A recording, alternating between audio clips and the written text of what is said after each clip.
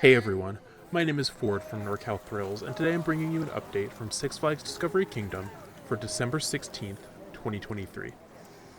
As you might have guessed, this month's update brings us Holiday in the Park, Discovery Kingdom's Christmas event. It brings most of the parts we loved about it last year, with a couple of new expansions. As we usually do, we'll work our way around the park roughly in clockwise order, starting at the entrance and check out what's new. But wait, that's not all. We'll also look at some of the smaller updates from around the park. Let's get started.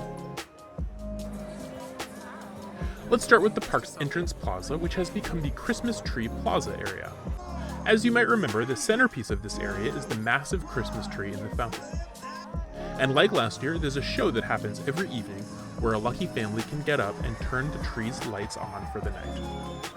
The area also features some more decorations and activities, including this little stand where kids can make letters to send to Santa.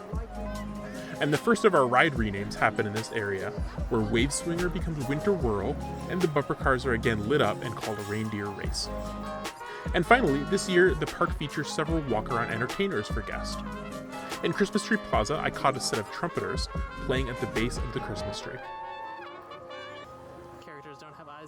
Continuing onward, one of our shorter areas is Christmas Tree Forest, which features plenty of cute little Christmas trees and other decorations. Like last year, if you want to ride a water ride in winter, Monsoon Falls has again become Penguin Plunge.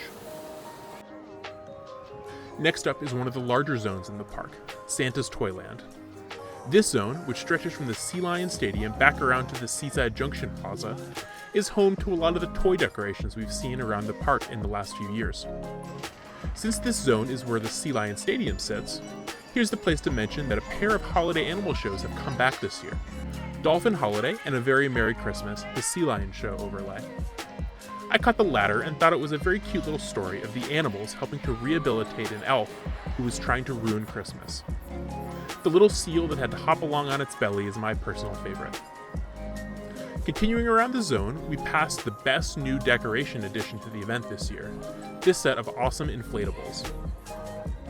And finally, in the Seaside Junction Plaza, we get a themed food stand, which this year serves grilled cheese and specialty drinks. Just to call out the drinks a little, I tried one and thought it was very tasty, and I loved all of the choices they had. One of the new areas this year is Jingle Junction, which takes over the Seaside Junction Kids area. The headliner of this area seems to be the Frosty Foam Party, which replaces the water play area with a foam one for kids to play in. In addition, we get several more of the ride renames we expect, as well as some activities in the shop in the area. We also get a couple of fire pits to warm up or make s'mores in. Continuing the kids theme, Looney Tunes Seaport becomes Looney Tunes Sweetport. In this zone, you can expect plenty of lights, a circus show, as well as a cute little Christmas tree walkthrough that looks amazing at night. This Taz light is a personal favorite of mine. The next area we get to is the smallest one, Winter Wonderlane. This area in front of the aquarium has some lights and is the location for where I encountered my first of the numerous walk-around characters the park offers, in this case Jack Frost. The final themed area is Celebration Station. Like years past, the food court has plenty of signs representing all of the holidays we celebrate during this time of the year, and a massive Christmas tree.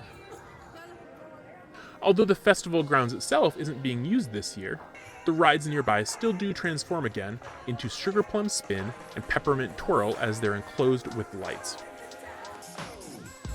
Overall, the event continues to be as charming as ever. The park looks so beautiful all lit up. There's plenty of new entertainment, and the special animal shows give some variety to the park. I highly recommend checking this event out before it finishes at the end of the year.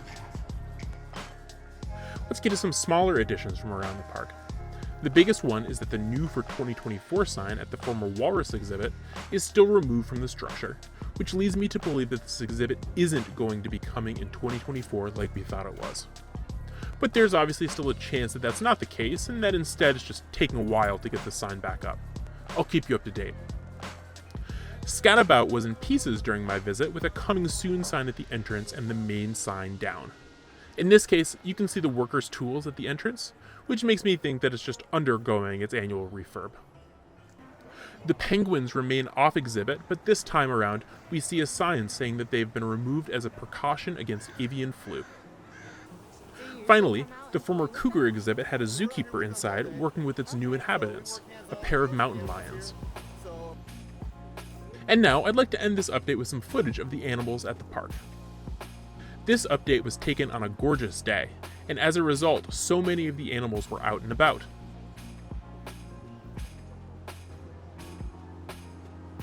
I think my new personal favorite has to be these cheetahs who I saw running around.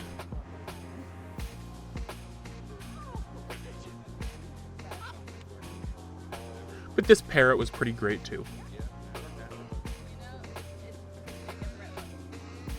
It's so special to have a park that has big thrill rides in addition to so many animals.